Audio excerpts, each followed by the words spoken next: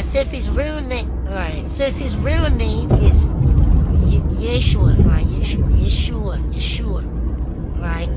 Then what? I'm sorry to put you on the camera, but if his real name is Yeshua, so is his last name Yeshua Christ?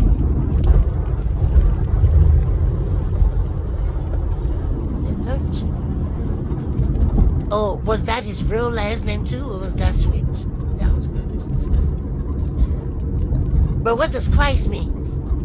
His last name right now, but that'll be a whole different topic. Christ's name is Yeshua ben Joseph. Yeshua ben Joseph.